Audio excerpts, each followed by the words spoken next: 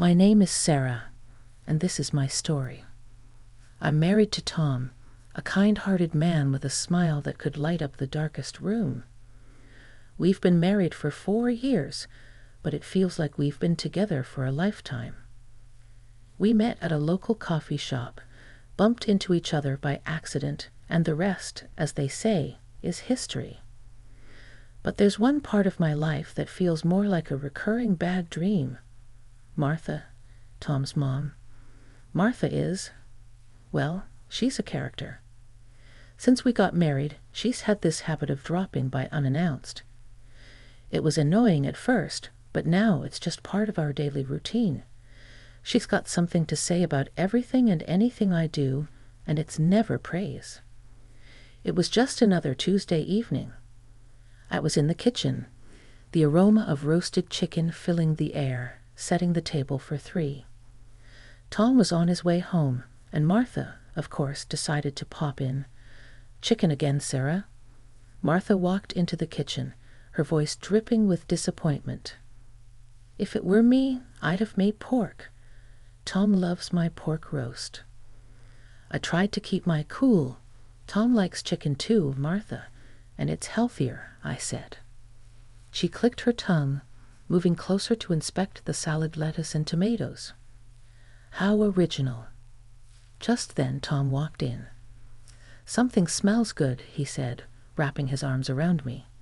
He kissed my cheek before noticing his mother. "Mom, what a surprise." "Not a good one, apparently," Tom said. Martha muttered, eyeing the chicken like it had personally offended her. Tom caught my eye. A silent plea there. "Be nice to her," it said. "She's had a tough year." I sighed, the fight draining out of me. "Dinner's ready. Let's eat." We sat down, and the usual happened. Tom talked about his day. I chimed in with stories of my own, and Martha found a way to criticize every single thing. When Tom complimented the chicken, saying it was just as good as any pork roast, I saw Martha's lips thin, but for once she kept quiet. That night, as Tom and I cleaned up, and Martha watched her favorite gang show in the living room, I wondered how many more dinners like this I could take. It wasn't the chicken or the pork that was the problem. It was the constant feeling of not being good enough for the woman who mattered most to Tom. But as I looked at Tom, who was whistling while drying the dishes, I knew I'd endure it for him. Because that's what you do for love, right? You put up with a little rain to get to the rainbow. Or, in my case, a little bit of Martha to get to the rest of my life with Tom. If life were a straight road, mine had taken a turn into a lane with speed bumps named Martha. When I found out I was pregnant, Tom and I were over the moon. But joy comes with its own set of challenges.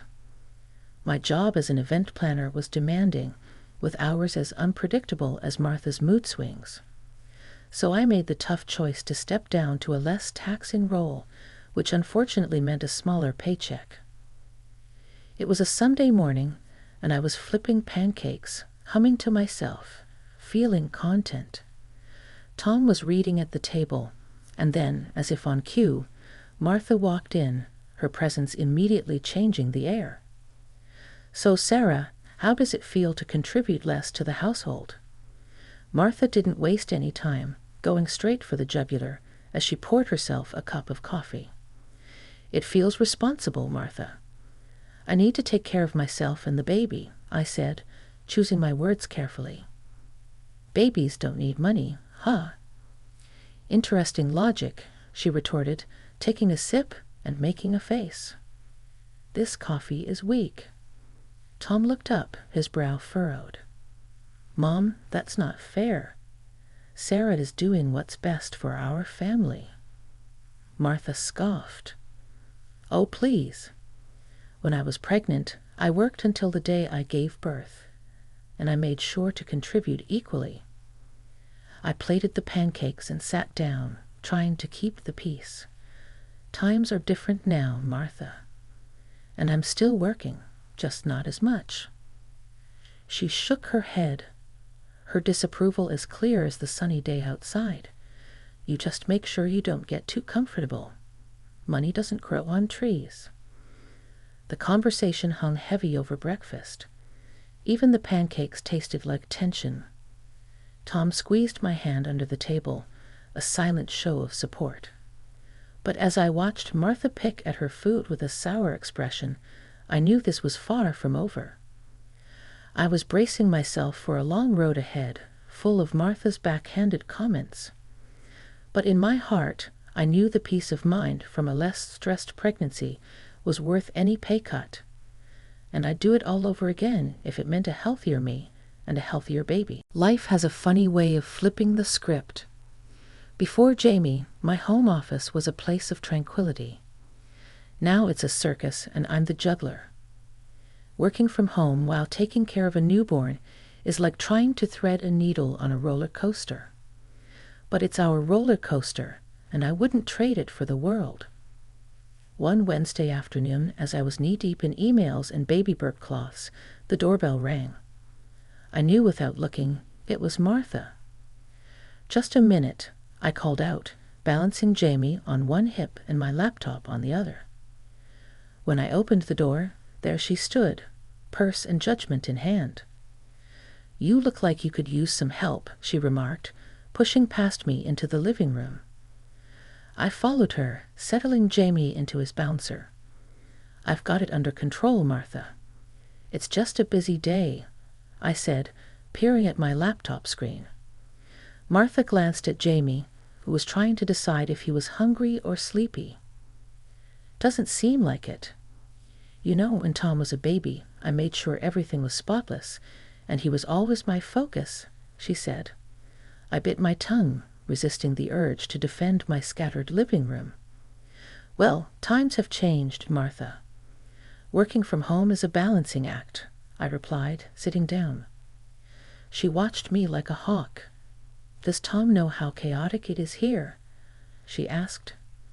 I sat across from her, trying to maintain a sense of calm. "Tom understands. He knows I'm doing my best," I said. Martha tutted, looking around with thinly veiled disapproval. I suppose your best will have to do." I wanted to tell her that my best was more than enough, that I was a good mom and a good worker. But with Jamie starting to fuss, I didn't have the energy for another round with her. As she left, Martha's parting words were, "Remember, Sarah, a mother's place is with her child, not with her work." I closed the door gently, leaning against it for a moment. Her words stung, but as I picked up Jamie, and he smiled all gums and drool, I knew I was doing all right. Work can wait. These moments with Jamie cannot. And if that means my living room is a bit messy, so be it. It's our mess, and it's perfect. 4 years into our marriage, and life had settled into a rhythm, albeit one constantly interrupted by the discordant notes of my mother-in-law, Martha's visits. The first year of Jamie's life was a whirlwind of diapers, late-night lullabies, and the struggle of maintaining a career from the confines of our home. Now, as I stepped back into the professional arena, my heart ached with the separation from my little boy, but also fluttered with the excitement of reclaiming a piece of my identity. The office was just as I remembered, yet everything felt different. Colleagues welcomed me back with smiles and gentle inquiries about Jamie. My desk, once a shrine to efficiency, now also housed a colorful array of drawings and a photo of Jamie's toothless grin. Each email I sent was punctuated by thoughts of him, each project plan a reminder of the plans I had for his future. Arriving home that evening felt like crossing a finish line. I was greeted by the music of Jim's giggles as Tom, ever the doting father, flew him around the living room like an airplane.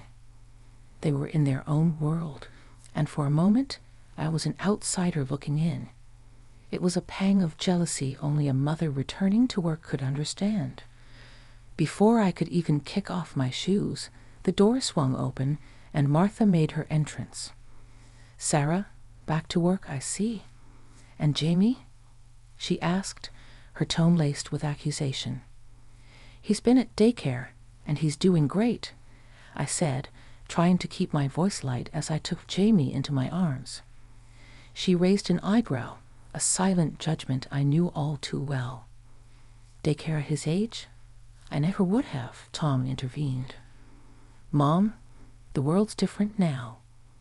We're doing what's right for our family," he said. Martha huffed, moving to the kitchen. "Well, I hope you know what you're doing." The conversation hung in the air, a stalemate of generational differences. Tom and I exchanged a weary look. This was our normal, a delicate dance of defending our choices. Dinner was a quiet affair, James' high chair an island of cheer in a sea of unspoken tensions. Martha barely touched her food, her disapproval a palpable presence at the table. Afterward, as Tom put Jamie to bed, I found myself alone with Martha. "Martha, I know you don't agree with our choices, but I need you to trust that we're doing what's best for Jamie," I said, clearing the plates. I felt a surge of anxiety. "What's wrong? Is Jamie all right?" She looked at me, her eyes softening for just a second. "Sarah, I just want what's best for him too. I knew all too well. I know, and I appreciate that. But best can mean different things," I replied, hoping to bridge the gap between us. She nodded slowly. "I suppose you're right, but it doesn't mean I have to like it." As I finished the chores and sat down to catch up on some work, the house quieted down. I mulled over the day's events, the juggle between professional and personal, the constant scrutiny from Martha. Each thought was a thread in the complex tapestry of modern motherhood. Over the next few weeks, I found my stride, balancing deadlines with daycare drop-offs, boardroom meetings with bedtime stories. I was proving to myself, more than to Martha, that I could excel at both roles. But her words lingered like a shadow, a reminder of the tightrope I walked daily. One evening, as I watched Jamie sleep, his chest rising and falling in peaceful slumber, I realized that this was my why. The long hours, the missed cuddles, they were all for this moment of tranquility, for the future we were building. And as I turned off the light, a sense of determination settled in my heart. Martha might never understand, but that was okay. This was our life, our choices, our grind. And with Tom and Jamie by my side, I was ready for all of it. When Tom and I approached Martha about watching Jamie while I worked, she accepted with a strange spark in her eye. "Of course I'll watch him. A grandmother's place is with her grandchild," she said, almost triumphantly. The first day I left Jamie with her, armed with a list of instructions and a kiss on his forehead. "If you need anything, call me."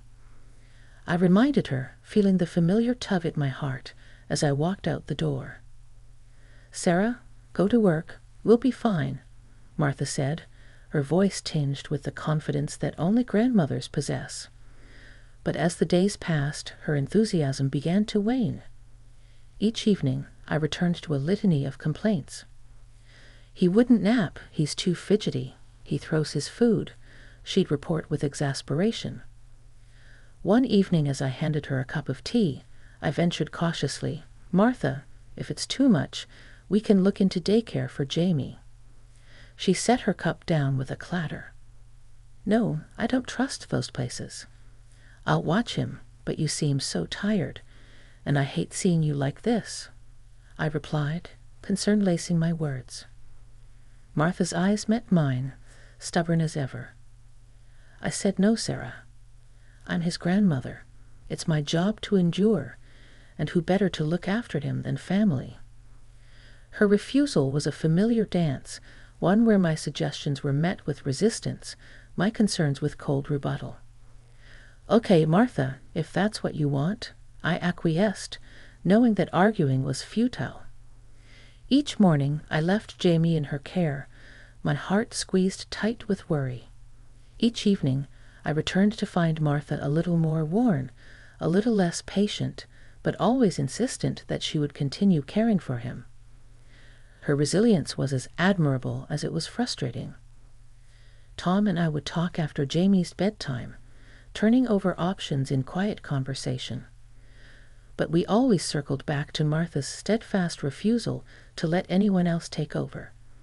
Just when I thought we had settled into our new normal with Martha looking after Jamie, the unthinkable happened. I was in the middle of a work presentation when my cell phone buzzed incessantly in my pocket. Excusing myself, I stepped out to see Martha's number on the screen. "Martha, I'm at work. Is everything okay?" I answered, my voice tight with concern. "Sarah, I can't do this today. You need to come and get Jamie now." Martha's voice was frazzled. "He's fine, but I'm not. I need you to come. I can't handle this," she insisted, panic knotting my stomach. "I can't just leave work at a moment's notice, Martha. Can it wait until my lunch break?" There was a pause, and then she said ominously, "You'll regret not coming," and hung up. My heart raced. I called back. No answer. I called the daycare to see if they could take Jamie last minute. They could, but I needed to drop him off. I rushed back to my presentation, my mind far from work. An hour later, as soon as I could, I hurried to my car, calling Martha again. Still no answer. Then a call from an unknown number stopped me dead in my tracks. "Mrs. Thomas, this is Officer Daniels. We have Jamie here at the police station. A woman brought him in, said she couldn't care for him anymore." My breath caught in my throat. "I'll be right there." I sped to the station, thoughts whirling in chaos.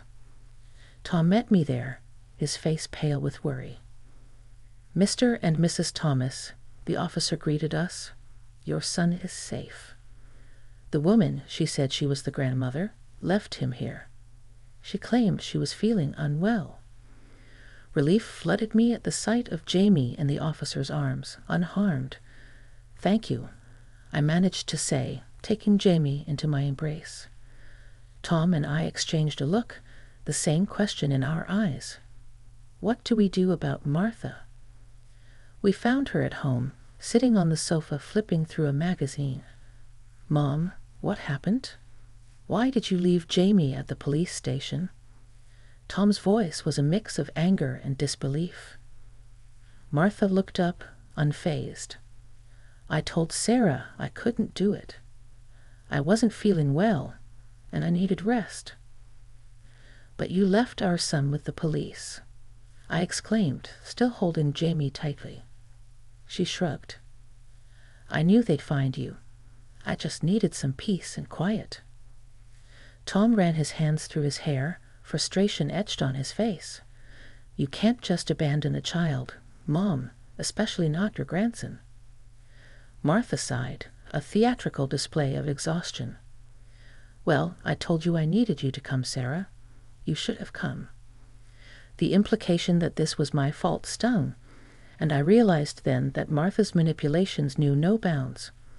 This wasn't just about her being tired or ill. It was about control. As we put Jamie to bed that night, his small frame snuggled between us, the severity of Martha's actions sank in. This was a breach of trust that couldn't be mended with apologies or excuses. We had to protect our little family, and unfortunately, that meant setting boundaries with Martha. The morning after the police station incident, our house was steeped in heavy silence. Tom and I sat at the kitchen table, cups of coffee untouched, while Jamie played with his toys on the floor, blissfully unaware of the storm brewing around him. "We need to talk to her, Tom." "What she did?" I started, the anger from the night before simmering in my voice. Tom nodded, his face grim. "I know. I'll call her." He dialed Martha's number, and I could hear the faint sound of a ringtone from the living room where she slept. There was a click, and then her voice. "Tom, what is it, Mom? Why didn't you tell us you were feeling unwell before taking Jamie to the police?" Tom's voice was steady. but I could hear the underlying strain. There was a pause on the other end. I just needed to rest. Martha's voice was a mix of defensiveness and weariness. But that's not the way to handle it, Mom. You've scared us to death. Tom pressed on. I didn't mean to. Martha's voice cracked, and I wasn't sure if it was genuine remorse or another act. We're going to see what the officers at the station say. They mentioned there was a recording, Tom said, his voice hard. The call ended, and I got ready to go to the station. We needed answers. At the station, Officer Daniels greeted us. We have the footage from when she brought Jamie in. You should see this. We braced ourselves as the officer played the video. There was Martha, looking calm and collected as she handed Jamie over to the officer. Her voice was clear, devoid of distress.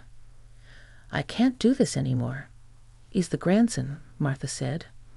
My heart sank. There was no sign of the sick, distressed grandmother she had claimed to be.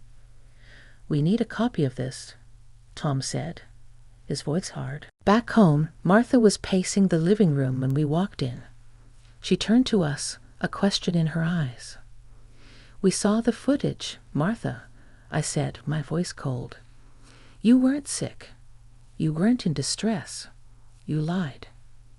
Martha's face fell, and then unexpectedly she sat down, her shoulders slumping. I couldn't handle it. I thought I could.